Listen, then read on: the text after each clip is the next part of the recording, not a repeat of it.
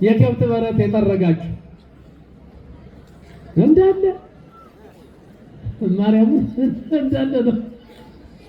እዛ ላይ ኩሪ ተወደደው ክርስቶስ እዛ አሁን አንተ አዲስ አበባ መጣል አዲስ አበባ መተሻል ድጋሜ ስትሄድ እዚያ በረት ትገባለህ ትጠርጋለህ አጥቷሽ እንዴ ዳሩም አትደርስም። በተለይ ክረምት አካባቢ እንዴ በበጋ ችግር የለም ያው ትንሽ ደረቅ ስለሆነ ምንም ላይሰማ ይችላል።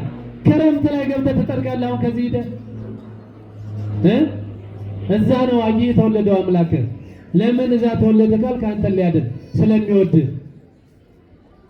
አንቺን ሊያድን ስለሚወድሽ እኔን ሊያድን ስለሚወደኝ ዝቅ ብሎ ከሰማይ እግዚአብሔርን መሆን ማን ይጠላል? ይሄ ነገር ድንቅ የሆነው ለምንድን ነው ካል ከዛ ከዙፋኑ ወርዶ እዛ በረት ላይ መቀመጥ ማን ይሄን ያደርገዋል?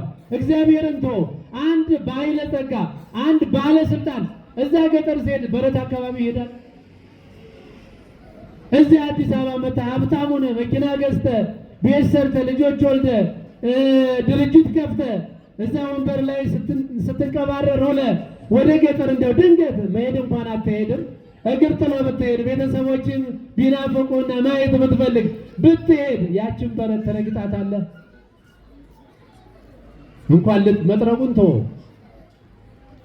ኧረ ሽታው ነው የምትል ኧረ እንዴት ነው ትረሳዋለህ። እንደው አየህ ያን አምላክ ለእኛ ዝቅ ማለቱን እንድናስታውስ ነው እዛ የተወለደው።